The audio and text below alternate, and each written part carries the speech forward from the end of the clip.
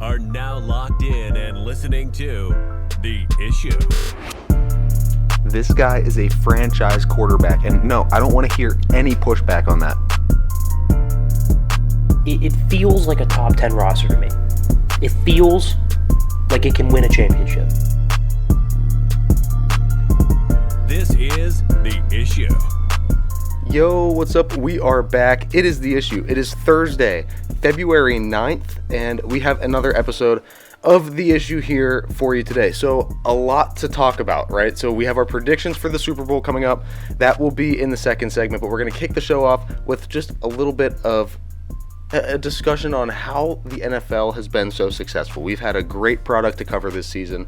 Kind of got us thinking They do it like no other. Business-wise, they do it better than anybody else, and it is by far the most successful business in all of professional sports. So we'll start the show off talking about that, and then we have a guest coming in today. Andrew Petcash will be joining the show right at the end of the first segment there after the opening rant, so make sure you stick around for that. Or if you came from that video that was a standalone, welcome. And then in the second segment, we will have hits and misses to kick things off, and then our predictions for the Super Bowl to finish out that second segment. Into the third, though, we will have news and then another rant on San Francisco. What do they do, quarterbacks-wise? What do you do? I mean, what was it? Joe Montana came out and said, just start Jimmy G. It's easy. It's really not that easy. No, not at all. It's not a cut and dry decision. It's gonna take a little bit to figure that one out, but like I said, guys, great show. Go to theissuesports.com. Check everything out there. Yeah.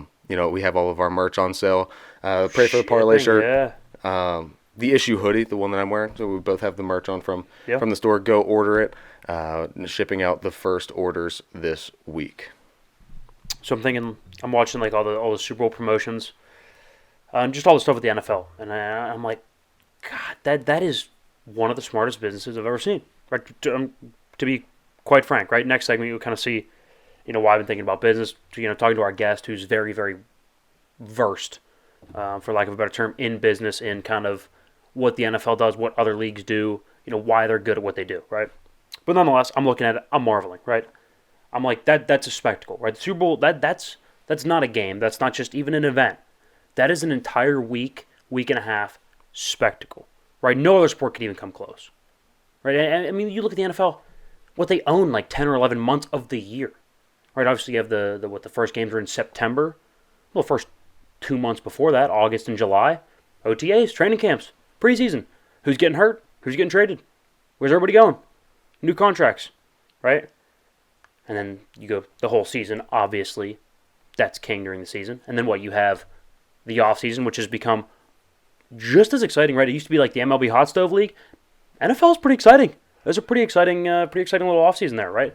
Then you have the draft, the combine, right? You have free agency. So I'm looking and I said, well, what do they do really, really well, right? Clearly it's something. Right? The NFL in 2021, they made $16.7 billion in revenue. The MLB's second with 10. It's not even close. I mean, for the social media, box score watchers who claim they know the NBA, and that's the number one sport, wrong. How about $8.8 billion? No, I'm not saying, it's chump change, but compared to the NFL, it's not even close. It's not even close. The NFL almost doubles hoops. The NFL kind of, to me, feels like Apple or like Amazon, right? Just evolving, changing, adjusting, pivoting. Right? About 25 years ago, they used to be a sport where it's like inflict maximum amount of pain on your enemy, right? On the opposing team. Can you knock out their quarterback? Can you hurt more people on their team than they will on your team? If so, probably going to win. Now it's highly nuanced. It's finesse. It's technical.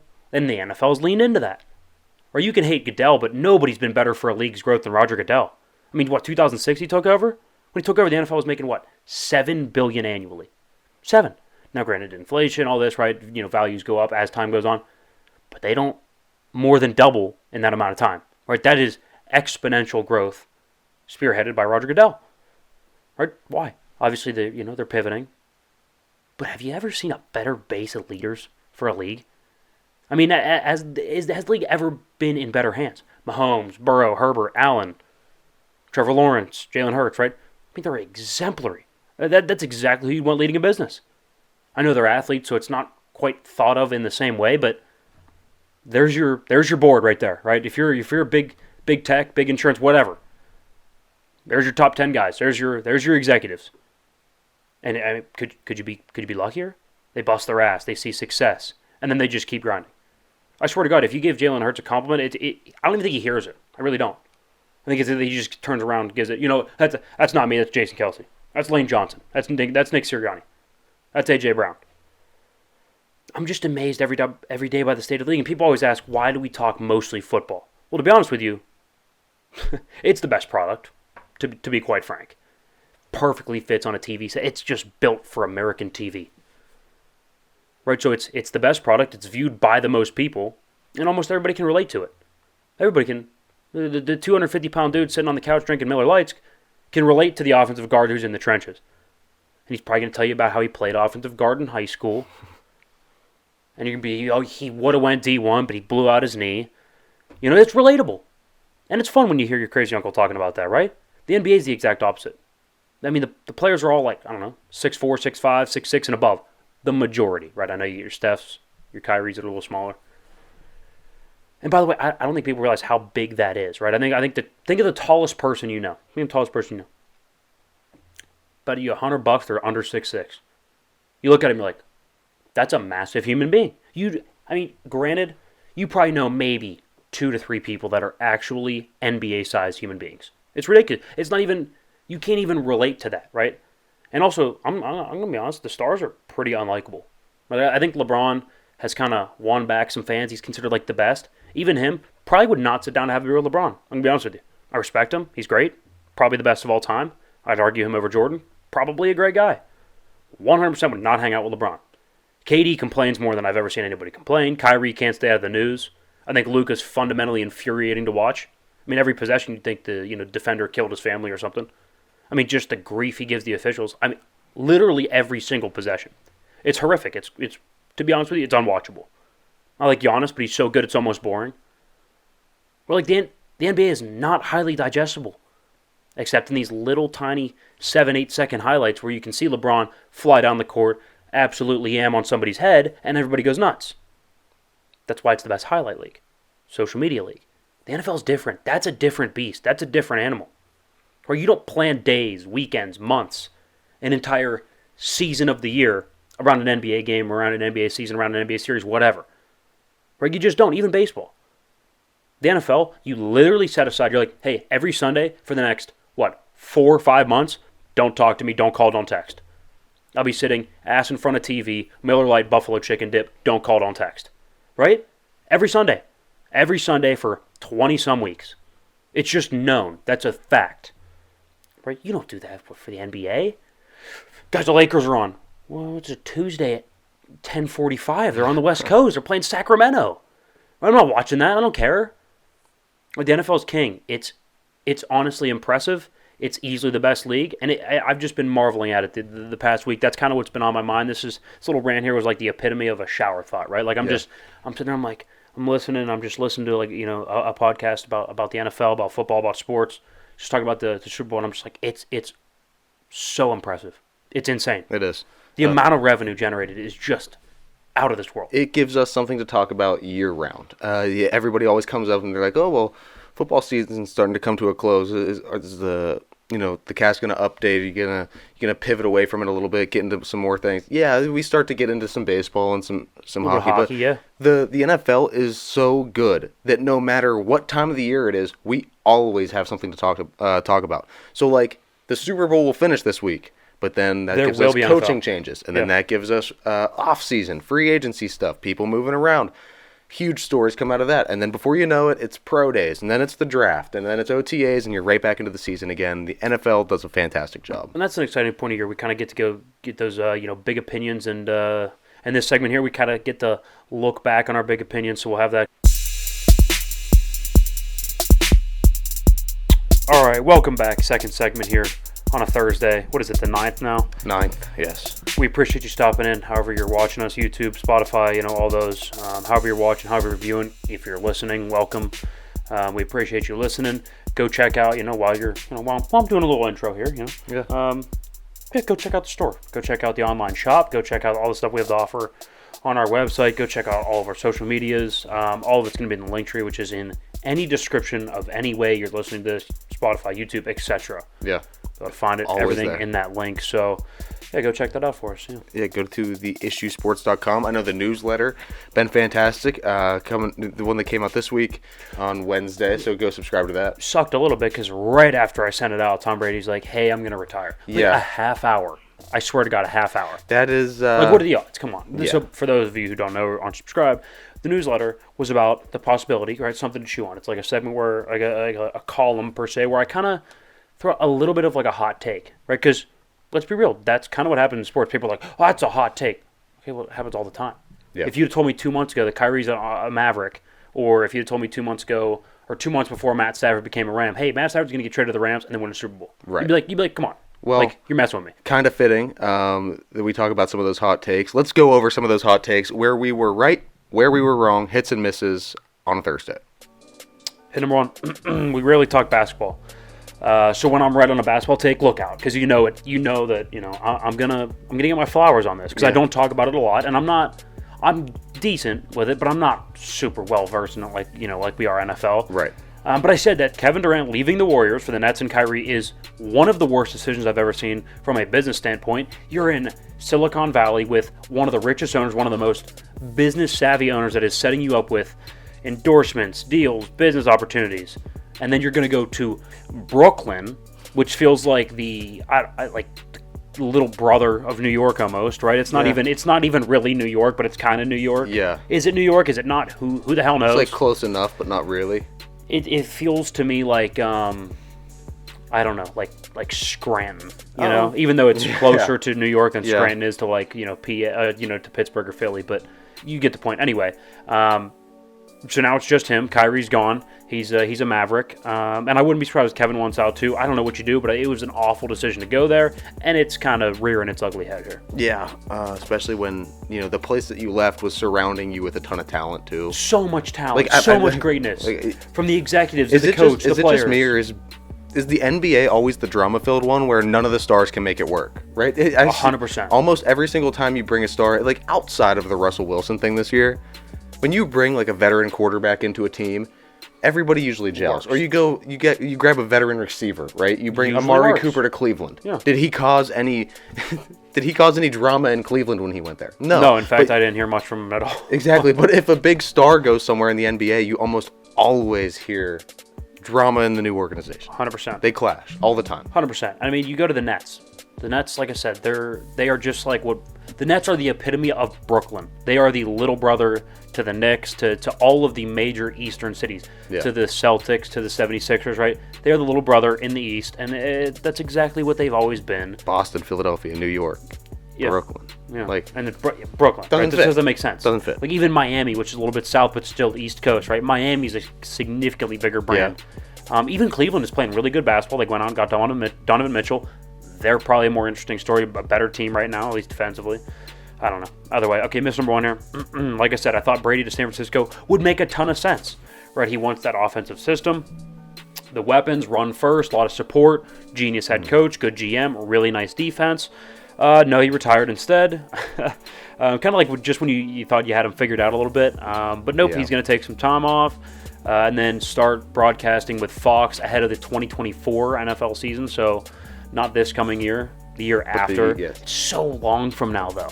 Yeah, well, like not this coming August, next August. I get it. I'm not trying to rush him back, but it's just so long from now. Oh, I know. I'm excited to listen to him. So excited. That's why I'm a little pissed. I was like, I want to know. I know. And the cool thing is, he went on The Herd, and if anybody listened to that interview, that was awesome. It was great. And to know that there's going to be more collaborations like that just within the Fox umbrella, obviously watch this show first, but if you want to, pay a little bit of attention to that. Brady analyzing, I think, is going to be really cool. I think it's going to be like a Tony Romo on steroids. I would say way better. I think way better. It's gonna be impressive. 100% agree. It's almost gonna be like no, and this is no shot at Terry Bradshaw, but like if Terry Bradshaw still had it all upstairs, you know what I mean? Yeah, I mean, and I love Terry. I think he's great, and he's still pretty good. But there's a difference between an was. Aging Terry Bradshaw and then like a Brady, a 40, 6, 7? How old is this guy? Yeah, I don't know. He's old, but he's sharp. Yeah. No, I agree. Hit number 2 here. I kind of got some heat for not having Jalen Hurts in the top 10 players in the Super Bowl for this coming week. You got heat, yeah. And I said with his shoulder, he's not really a passing threat. He's much more of a complementary piece. He's going to run the football. Everyone's going to run the ball. And then his throwing is going to be very complimentary. His production is going to be very complimentary. Then, much more than people want to admit.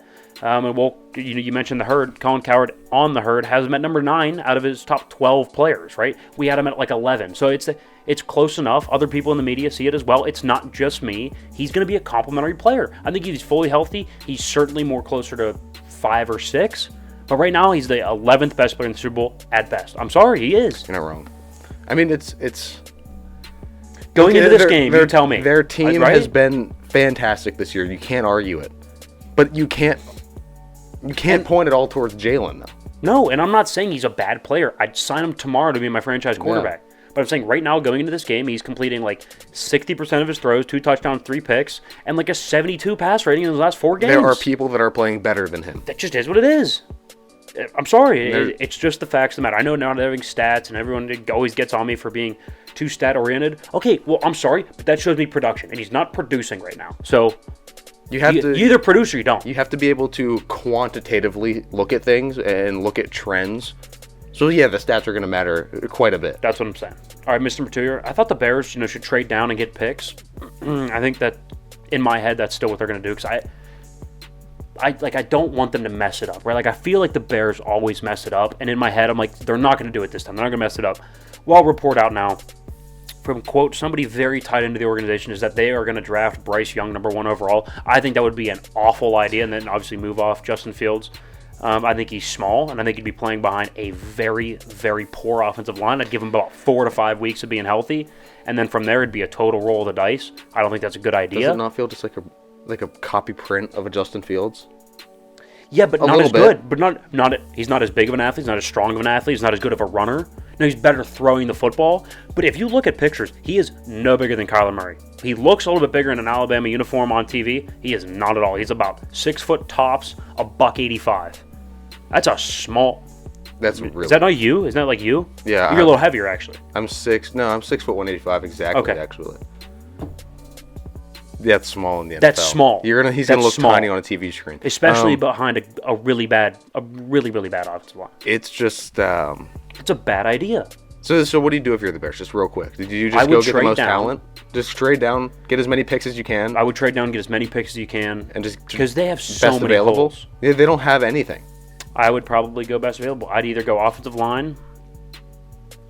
People haven't picked an edge rusher. I'm sorry, you can't pick an edge rusher. You can't. You can't rely Maybe on with that your second or third round pick, you got to go get Justin Fields something to work with. Something. He needs a weapon. I mean, you just traded away a damn near first round pick for Chase Claypool, and he's not good at all. You got to give Justin Fields something. Thanks for that one, by the way, Chicago. That was awesome. Nice. That was nice. Thanks for the Christmas present. Hit number 3. I said that the Pro Bowl would not be any better this year. Everyone's like, "Oh, but the flag football is going to be better." No. I was 100% right. I mean, I thought maybe the skills competition was slightly more entertaining than years past, but overall the event sucks. I mean, it sucks. Vote the team. Do like a dinner-type event. I don't know. I don't have an answer. Do a roast for all I care. Something that's more entertaining. I mean, this is just not it. It's not it. Maybe... Actually, that's kind of a damn good idea. I'm going to be honest with you. What? A roast would be hilarious. It would be. I'd watch that. That would be hysterical. You're telling me you wouldn't tune in to see Tyreek Hill roast Patrick Mahomes after they just left each other? After Tyreek left? And they're still kind of boys. Like, it'd be fun. Just kind of do something that's more personality-driven, kind of something the media can still do. That. Because, look, I didn't sign up to watch professional football players play I-9 flag football. It was awful. Like, Unwatchable. I agree. You can't water down and dilute talent that much and still make it like enjoyable to watch. I agree. And the ratings reflected that. It wasn't a very good rated Pro Bowl. So, Mr. Material, I've never really loved Aaron Rodgers, but I said first of all he's great. I think he's you see him on like Joe Rogan, Pat McAfee. I'm like he's pretty relatable. Like I think he's like kind of a cool guy to talk to him. I think he's funny and a very smart guy. Yeah, I think he's a very smart guy. But I mean, report out now that he's going to take a darkness and isolation retreat for a couple weeks and like think about his future. Like come on. Does this not feel like another, like a psychedelic tea event coming up? Like, that's weird. That's weird. I'm sorry. Like, no judgment. You do whatever you want to do. Do whatever makes you feel good. But you look around, Well, I know Jalen Hurts isn't doing a retreat. I know Mahomes isn't doing it. I know Burrow's fine. And Josh Allen's not going on a retreat. Josh Allen probably isn't drinking like Justin Herbert's probably psychedelic taking tea. summer classes and reading books. Like, nobody's out here like, yeah, I think I'm going to go trek the Andes to find myself. No, I found you. You're here. You're in the facility. That's what you're doing. You're watching film. I found you. And you still can't work with the receivers. So, yeah, here you are. You're right here in front of me. You don't need to go find yourself. I found you. You're in the film room. That's what the great ones are. That like I don't get it. I don't know. I don't know what to say. Like I said, I thought he was pretty likable, but I don't know. The whole Aaron thing has kind of gone downhill a little bit. Yeah, so let's kind of pivot from that and let's get into some more entertaining, more fun things to do, which is predict the Super Bowl, kind of talk about matchups coming up for the big day. All right, let's go. I feel like the Super Bowl is a religion for any NFL fan, any football fan. This is the Sabbath day right here. This is the day that everybody's been waiting for. Our final predictions of the NFL season. We have the Super Bowl. Here's the moment you've all been waiting for. Main event of the evening. The Chiefs. Chiefs. Get Bruce Buffer on. Yeah, we do. We got to get him to record like a short little intro for us. But it's the Chiefs and the Eagles Super Bowl predictions. Here we go. It's time. Okay, never mind. All right, so I'm going to go ahead and take the Chiefs. I think first of all, I'll say it now. I think the Eagles are a better overall roster. But I think the Chiefs do have I don't want to say like underrated roster, but people are kind of viewing it as like outside of quarterback, the Chiefs are not very good. Okay, like that's not true. That's not true. I mean, they're eighth on defense and eliminating big plays, right? The Eagles are third in football in explosive plays, right? So they rely on explosive plays to a certain degree, right? A.J. Brown up the sideline, Devontae Smith making crazy catches downfield, right? Jalen Hurts with his legs making big plays, Being right? very special. Yeah. They rely on those big plays. Well, they're not going to be as plentiful here against the Chiefs defense, right? They like to play into a little bit of a shell, and not to mention Chiefs are 12th in run defense. Now I know it's not like top 5, but 12th is like respectable, and more so. Chris Jones, number 1 in football for defensive tackles in win percentage. So doesn't matter. Does he get the quarterback? Doesn't matter. Does he win his assignment? The guy across from him, can he beat him? He's number 1 in football at beating the guy across from him. I think situationally the Chiefs have the edge. I mean, they're second in football in both third down and red zone success, which means the Super Bowl gets highly situational. This is a close game, right? Like, and I love Burrow, but late in the Super Bowl, who did you trust more? Well, Matt Stafford. Matt Stafford had a no-look throw on the final drive in the fourth quarter of the Super Bowl.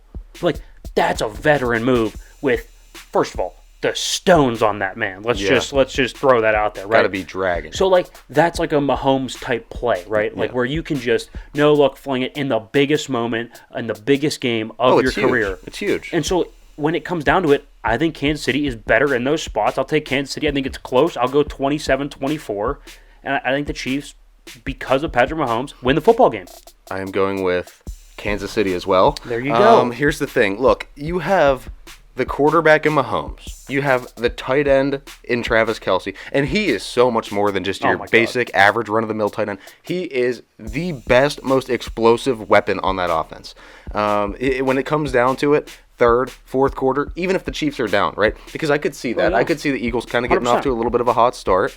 But when it comes down to it in the third and the fourth quarter, you trust Patrick Mahomes and Travis Kelce more than 100%. any other duo in the NFL. 100%. So that's my main thing that I'm looking out for. Also, I mean, if it comes down to it and there's 15 seconds left in the game, ask yourself, who do you like more? Do you like Mahomes with 15 seconds? Do you trust Jalen with 15 seconds? I like Mahomes. I'm not going to trust Jalen right there. And it's not I haven't seen it yet. I haven't seen it. Yeah.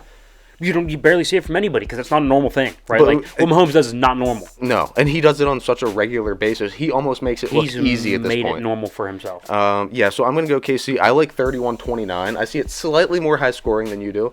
But, I mean, either way, I think it comes down to a final drive, at least setting up for a field goal, something like that. It's going to be a really good matchup, nevertheless. And I like your point about Travis Kelce. First of all, no tight end in football lines up not attached to the end of the line more than Travis Kelce, so he's always getting moved around. Yeah. He's very rarely in the tight end spot, which is a matchup nightmare for Philly. And he's second in all receivers. He's not second in tight ends. He's second in all receivers in receptions in the postseason to only Jerry Rice. Yeah. So that's actually a great... That's insane. No, yeah. That's a tight end. That is... insane, and it's a great transition into MVPs. I'll go first with mine. I have Travis Kelce as my Super Bowl MVP. Valid. I think there's going to be so many things that he does in this game that are pivotal, right? Third down situations, who's Mahomes looking at? It's going to be Travis Kelce. Red And zones. even if you double him, he's still going to find a way to either shake open or moss somebody and just absolutely make them look like a little boy. Well, it's probably why they're second in the league in both third down and red zone success. Because who's your safety valve? Well, I don't know, the best tight end in probably the history of the league. Yeah, and I So think it's like, also from like a, I don't want to say like, the NFL is definitely not scripted, but they definitely have storylines that would sound better than others. Yeah. This is the Kelce Bowl, right? It's the who better to fit the MVP prediction. I'm trying to be right here. I'm going Travis Kelce, Super Bowl MVP. Trying to jump ahead on the script here. Look ahead into the script. Yeah, well, somebody sent it to me. A little PDF. Okay. Yeah, got you. I'll go ahead and go Patrick Mahomes because, like I said, I do think I think people are overrating the difference in roster between Philly and KC, but it is a difference, right? Like Philly, top to bottom, is a better roster. I think one of the only spots that the Chiefs have the advantage is Patrick Mahomes. Yeah. So I think if they're going to win, it's going to be on Mahomes' back to an extent. So I'll take Patrick Mahomes as the MVP. Plus, you talk about your stories. What better story is there than, I don't know, the best 5-year start to a career in the history of the league? That's another good one. Because he's going to win MVP this year. So that'd be 2 MVPs, 2 Super Bowl MVPs, 2 Super Bowls, 5 Pro Bowls, I think 3 first-team All-Pros. It'd be the best 5-year start to a career. You say 4 Super Bowl appearances in 5 years? 4? No. 4 Pro Bowls. I'm sorry. Okay, 4 Pro Bowls, 3 appearances. Yeah, 3 Super Bowl appearances. That's crazy. And he's hosted the AFC Championship game every year. And the only 2 people he's lost to, Tom Brady, you might have heard of him. He's pretty good. And Joe Burrow also might have heard of him. Probably going to be the next version of Tom Brady. I heard those guys are pretty decent. Yeah. Yeah. So, I mean, that's a good storyline as well. Absolutely. Okay, so betting lines here. What are you betting on for Gatorade color? Gatorade color, I'm going yellow. That's interesting. Because here's the thing.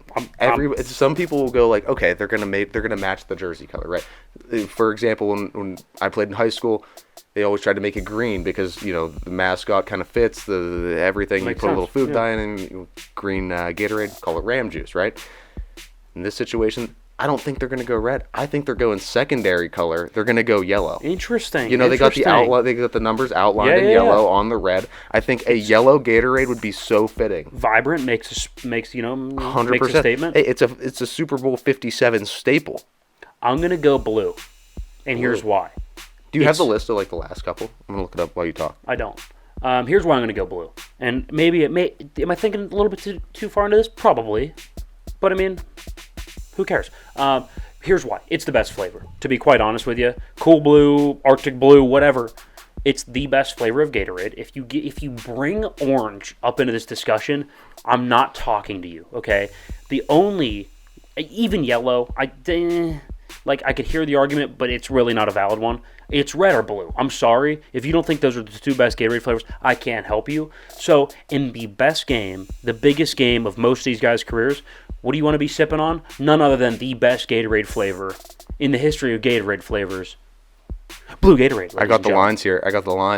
So the best odds for you, orange is sitting at plus 300 this year. Okay. What's blue at? Blue's number 3. Number 2 is yellow. Okay, so plus 350. Okay, plus 350. Blue's probably what? Plus 350, I said. Yeah. Blue is plus 375. I was going to go 400. All right. Clear is plus 400. If they dump water or clear, quote unquote clear Gatorade on this man, I'm gonna be fuming. Yeah. Red is at plus 500. Purple plus 800.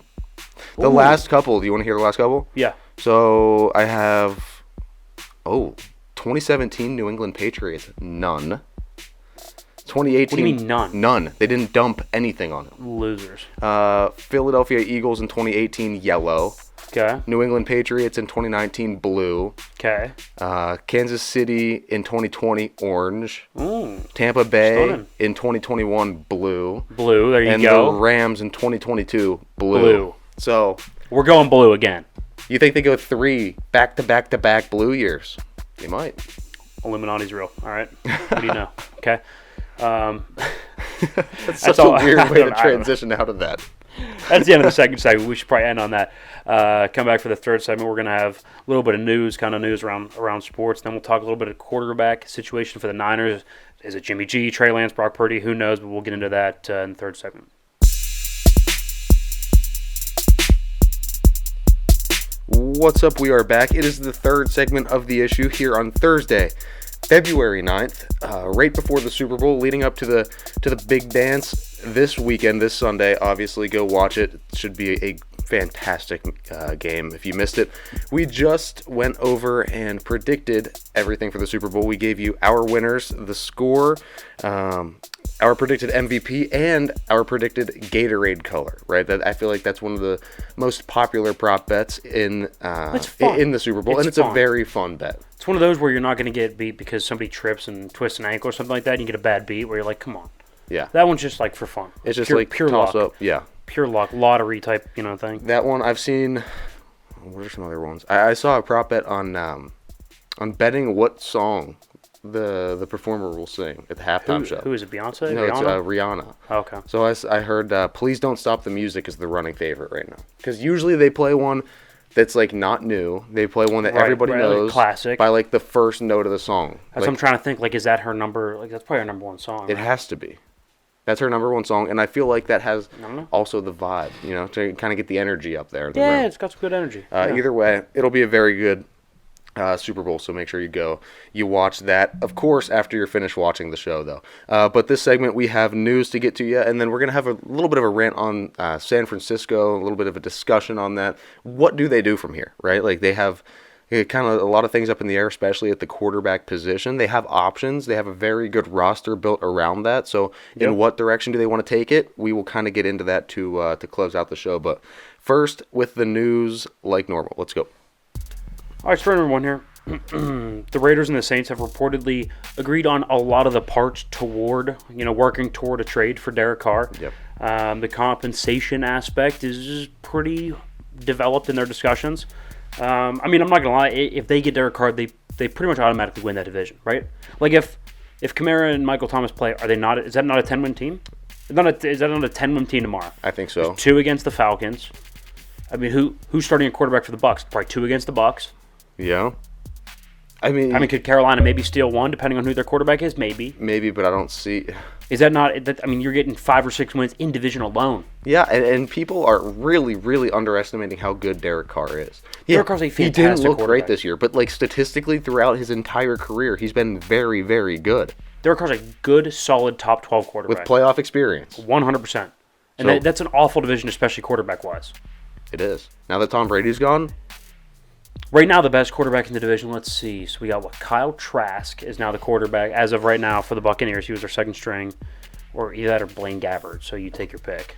We have Sam Darnold in Carolina, Andy Dalton, Jameis Winston, Taysom Hill in New Orleans, and Desmond Ridder or Marcus Mariota in Atlanta. Pretty low on talent there. You're telling me Derek Carr is head and shoulders the best quarterback in that division? It's not even an argument. No. It's not even close. It really isn't. So I think if he gets added there, divisionally, you're going to do really well. Now, obviously, you're going to have to stack up against the rest of the NFC. Yeah. But even, you tell me they can't. I don't think the NFC quarterbacks are all that great. No. Can they win 9 games to get into the playoffs, win the division? Absolutely. I think more like 10, but I think so. It's not going to take much to win that division. Look, Alvin Kamara's a top 5 back when healthy. Dude, the freaking the Bucks won that division with a losing record this year. I know. A losing record. I know. Derek Carr automatically wins you a division. He automatically makes you a playoff team. You automatically 100%. have a spot. I'd give up. Well, so in New Orleans situation, because of Carr's day one impact, what would you give up? I'd give up a first.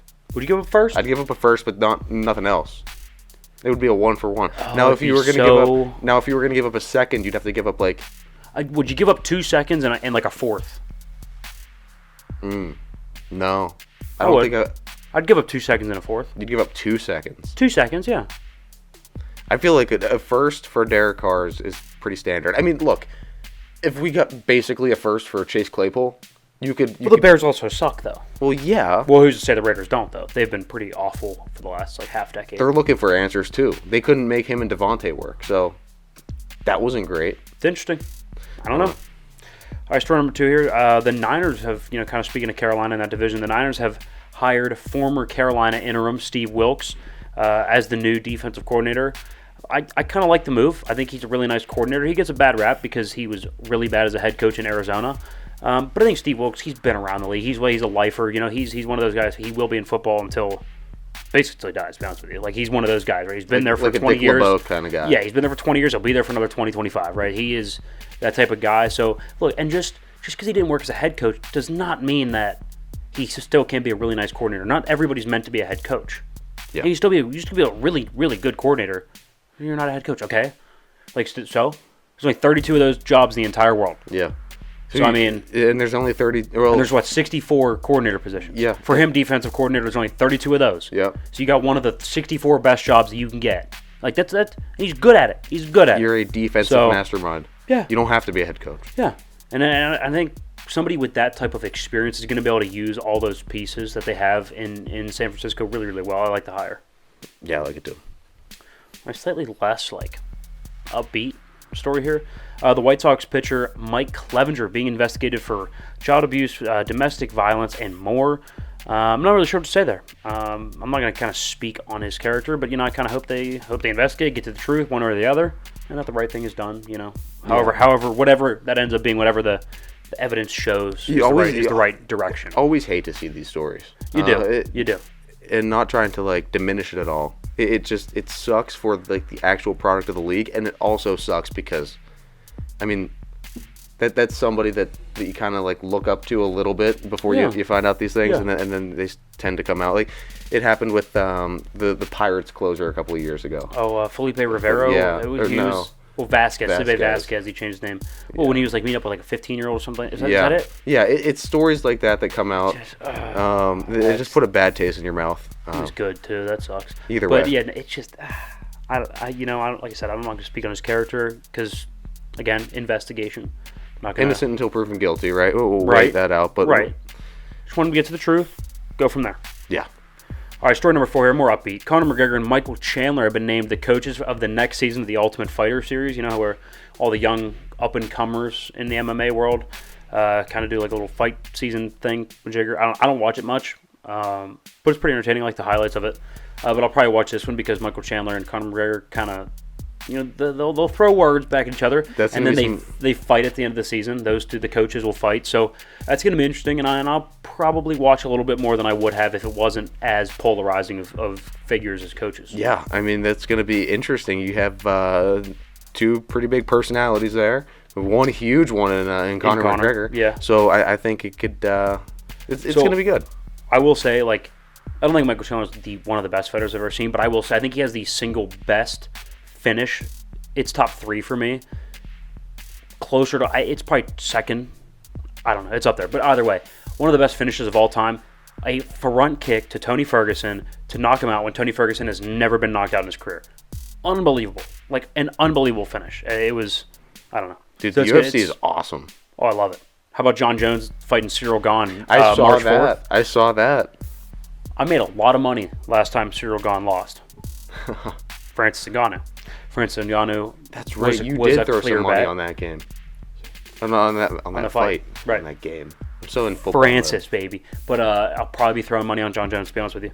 Even though he's been out of the thing. I think he is. You can't bet against John Bones. Come on. Is he the most skilled pound for pound best fighter of all time? MMA fighter of all time? Top 3. Top 3 for sure. Dude, I'm going yes. And the savagery that he used to do, he looked Daniel Cormier right in the face, be like, dude, I'd beat you when I was on coke. The pure savagery in that statement. Are you kidding me? He'd go out and party all night, just throwing everything he could up his nose. Next day, still walk down, whoop ass. How does that happen? Also, have you heard the story about him where he goes? It was pre-fight. I forget what fight it was. Somebody in the city. He was in the city, just kind of walking around. A lady got her purse stolen. Would he run somebody down and the guy took off? He saw it happen, and she was screaming. He ran over 1.5 miles, caught up to this dude, leg kicked him, and then submitted him until the cops got there. The video of Dana White telling Joe Rogan about what happened, because they're backstage, they're where's John Bones Jones at? Not here yet. And This is real. And yes, it's real. I need to find it. I wish we had a clip of it for right now. I'll show you. It's Doesn't so surprise funny. me at all. And he said, quote, in an interview after that, he goes, "Yeah, it was a great warm up for the flight."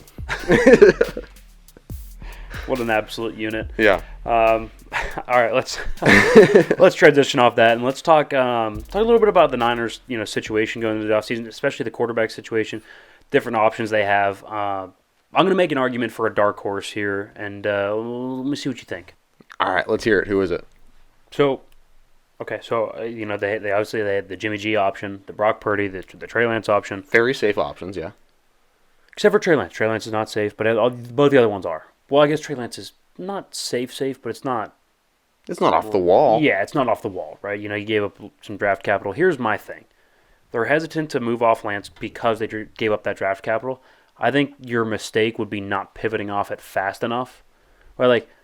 I think for somebody, he might be kind of valuable, right? He's a young guy, he still has a lot of potential, big, can move, big arm, right? Needs a little bit more refining, but has potential. But this is a win now roster in San Francisco. It's not hey, in 3 years when he's a really good quarterback and really talented, then it's perfect. No. It's right now.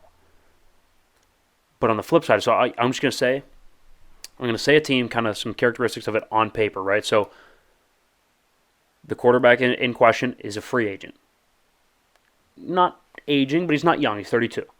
Okay, so they're going to be, probably looking to get younger. They have a really young nucleus. So their outlook is the future. So they could go young. Okay. Right? They could still build for another year or two, go young, and then really, really pop in a year or two. Okay? Have some cap space, have a really nice draft capital to keep building around this young nucleus. So none of that is congruent with the path of this veteran quarterback. Okay? Right. Sounds perfect. So you have a team that has a young quarterback to give up, a team that needs a young quarterback, has the time to build around the young quarterback, and a team that is a win now, so they could use the veteran. Seattle and Geno Smith. All right. He's an unrestricted free agent, so you don't have to worry about trading him in division because it's not their decision to trade him. He's done. He's an unrestricted free agent. He can go anywhere he wants. And here's so what you're telling me? I'm looking at some reports that he's expected to make $40 million annually on this next contract. Yeah, Geno's playing like an MVP for 8 weeks. Now, look, I wouldn't pay him $40 million a year, but that's what the market bears for somebody who plays like an MVP for half the season. No. I mean, it's a quarterback-centric league. It's true. You have to get the number right in this situation. That has to be, you have to get the number right. Because if you get stuck, we've seen so many teams get stuck. Okay, right, so that's what I'm saying for Seattle. Seattle can't afford to get stuck with this young nucleus. They cannot afford to get stuck on a bad contract for 4 years. Yeah, they can't do it. But neither can San Francisco. But they can. They can mortgage some of their future for winning now. If you sign Geno for 2 years... And that's a big swing because he's got to hit. 2 years, $80 million. If it doesn't work, you're already rebuilding after 2 years anyway because Kittle's going to be aging and probably retiring in 2-3 years. Trent Williams is going to be retired by then. You'll have Bosa and Warner. You'll have some of the guys on defense, but your offense is going to be aging, beat up. Do you think Christian McCaffrey's going to be Christian McCaffrey in 2 years? No. Debo plays really physical. Is he at his peak? Probably. Maybe, but we'll see. I would argue that he's probably on the back end of his peak at that point. Yeah. So you're going to rebuild in 2-3 years anyway. So even if it's a bad contract, you eat the contract for 2-3 years, right? Because you're already going to rebuild after that anyway. So even if it flops, you're still going to rebuild. Just start over. If it hits, though, you maybe win a championship. And you maybe make a run. And you maybe look like the smartest freaking GM alive. I don't think it's crazy. What Seattle can't afford to do is get trapped in a bad contract. They can't do it with this young core. You're right. That's the last thing they need is a really bad veteran quarterback. They have a really good run game in Kenneth Walker, and what they could use is a young quarterback. So and I threw out the Trey Lance thing. That's if San Fran would cut bait with him. Who says they are? They don't have to. But what if Green Bay says, all right, we'll re-sign Aaron, but Jordan Love's then I want traded. Because at this point, Jordan Love wants to play. He wants to play football. Yeah. All right? How long are you going to sit behind the old privileged quarterback? I think if Aaron comes back, I think Jordan Love requests a trade. I'm not even saying you have to go draft a guy, which I think they should probably go draft a guy, but you can go get a young quarterback that's still in the league, like Jordan Love, who has talent. He's been in the league for 4 or 5 years. Well, it'll be his 4th year. I don't think it's crazy. Geno Smith is interesting because, like, at first, you're like, no shot. it's a shock because this past season was a shock with Geno. Right. He hasn't looked good in 8 years. But I mean, you look at his intent, like 6'3", 210, can move a little bit, And good here- arm, pretty accurate. And this is why I don't think it would be a complete miss either way. Brock Purdy looked good in the system. Yeah, A and third-string guy. Geno's a veteran. A rookie, Mr. Irrelevant, looked good. I think they're going to be all right with any sort of veteran quarterback. Geno did that this year with Pete Carroll at head coach. Now, and I like Pete, but he's not an offensive genius. I don't think it's crazy. That is, that's a proposition, I'll tell you. Geno Smith is the answer, I think. I like, I think it's a dark horse pick, but we were talking a little bit before we started. I like Lamar. Now, Lamar to San Francisco could be interesting because I'm not 100% sure that Baltimore is going to pick up that contract. well, I don't think they're gonna. Yeah, I don't think they're gonna sign him. No. But I think they're gonna I think they're just gonna franchise tag him. I think they're just gonna franchise tag him. Say that sucks. I don't know. My issue. Could you imagine that those weapons and you Yeah, add yeah. Lamar? But he wants so much guaranteed money. I don't know where the money's coming from. You're paying Kittle, Bosa, Warner, Debo, McCaffrey. Like where? But if like, he could take a bit of a pay cut to go to that organization. Now that's a Super Bowl team. That is a Super Bowl team. But if he wouldn't take a pay cut to stay in Baltimore, which is also a really good organization. I don't think they're quite San Francisco, but let's They're not act like close to San Francisco. that's not true at all. I think they're a tier down, one tier down. I don't know. I'd put historically, San Francisco, Pittsburgh, probably New England. Is Baltimore not like the next step down? Like a Baltimore, Dallas. They are, but Green they just don't win Bay. enough. I don't know. I don't know. But I they're think always good. There are so many. This is going to be a really fun offseason because I think there's going to be a lot of movement in a lot of key positions and yeah, guys Derek on the move Carr. that you don't think would have ever been on the move. I mean, you're going to have Derek Carr on the move, Jimmy G, does Carson Wentz find a new home? What's Baker do? Once Aaron gets back from his hike. Aaron, we'll see if his isolation and darkness and whatever it is, deprivation, I don't know, whatever. If that works out for him. He's going in the cryo chamber. It's great for your body, man. I guess that's the answer for him. Whatever helps him. Yeah. But that's about all we have for the show today, guys. Make sure you go to the website, theissuesports.com. Check out everything. We constantly posting clips from the show. All over. Geno Smith. Yeah, that'll be a TikTok. Go find that one on TikTok.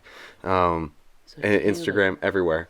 All the links can be found in the description of the episode, no matter where you're watching or listening. So make sure you go, send it around, check it out, guys. We appreciate it. He's And a savage. No, sorry, Geno Smith's just a savage. That's all I'm saying. he is a savage. We will be back next week reviewing the Super Bowl, guys. That was The Issue.